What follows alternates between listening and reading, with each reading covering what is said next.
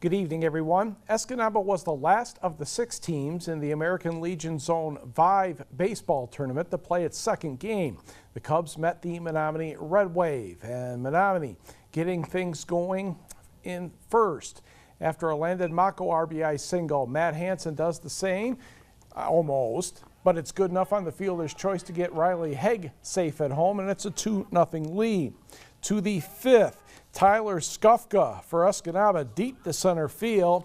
That's good for a hit. David Fallish scores. We're tied at 2.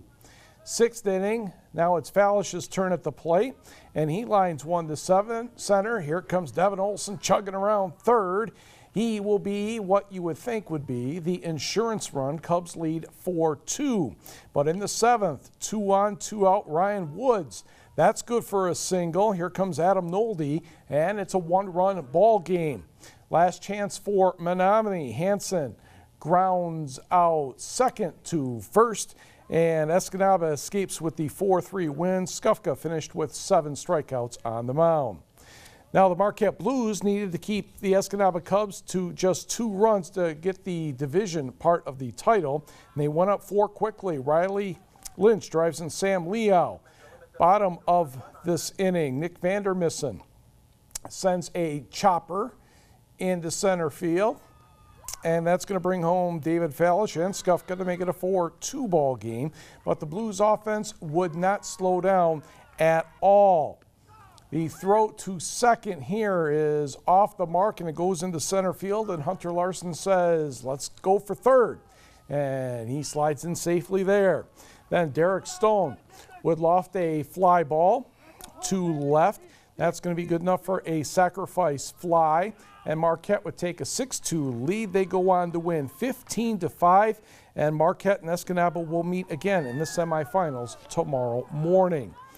Now from some of the earlier games, Ishpeming and Menominee. Top of the 6th, bases loaded for Ishpeming, leading 6-4, and Marcus Anila takes 4 straight pitches, and that brings home Connor Hanlon to give Ishpeming a 7-4 advantage. Next batter is Tom Finnegan. And Finnegan's going to hang around, and yep, he draws a walk as well, allowing Ozzy Corp to cross the plate. 8-4 Ishpeming, and Red Wave manager Tony Hofer would have to make another pitching change in the inning after 5 straight walks. Bottom of the 7th, the Red Wave lead off with a couple of singles by Hansen and Landon Mako. Mark Pulver didn't pulverize this pitch, but he still hit a solid single to center. Hansen scored easily. That made it 8-5. Next batter, Riley Haig. Yep, that's a single too. And Mako was around third, and that brings the Red Wave within 2. But Connor Hanlon took over for Ozzy Corp on the mound. 2 out, 2 runners on for Andy Estrada. He puts the ball in play, but first baseman Tom Finnegan makes the play unassisted, and Ishpeming held on to win this one by the count of 8-6. Meanwhile, the opening game of the day, or one of the first ones, Hancock and Gladstone, and Hunter Garling grounds out the second, but that allows Justin Urich to move the third with 2 out. 3-1 count on the next batter, Hayden Hardwick, and you might find this hard to believe. Squeeze?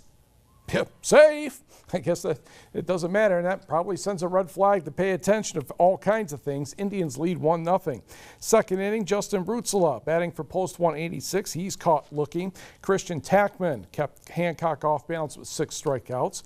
Jake Pearson would score on the error. He was going to score anyway. Sam Pouliot hit the ball, 2-0 Gladstone. And then down the line goes Christian Grollo in the 4th. Jake Pearson would score. Grollo had a double, and Gladstone added 1 more to post a 5-0 win over Hancock. Now in the other Legion game, it was Gladstone defeating Ishpeming 15-2. That sets up your semifinals tomorrow morning in Marquette between Escanaba and Marquette, and Ishpeming and Gladstone, both games at 11 a.m.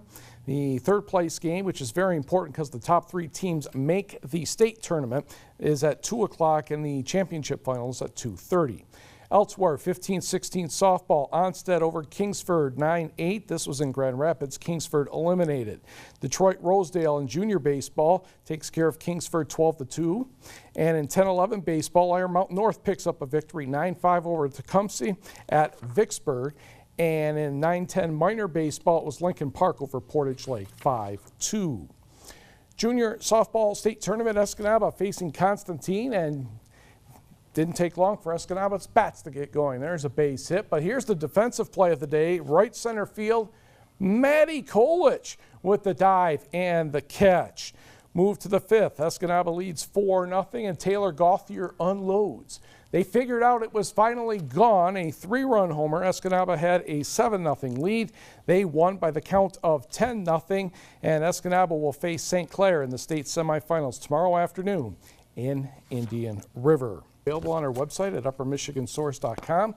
The Detroit Red Wings have signed center Landon Ferraro to a 1-year contract. He played in 4 games last season with the Wings. All right, well, let's hope Jace Daniels can stick with the team. I know he's kind of right on the borderline last year, almost made it. Well, he's going to be a center now, and maybe that'll be a better move. We'll see. Good to have someone to root for anyway. Yes. All right, thanks, Mike.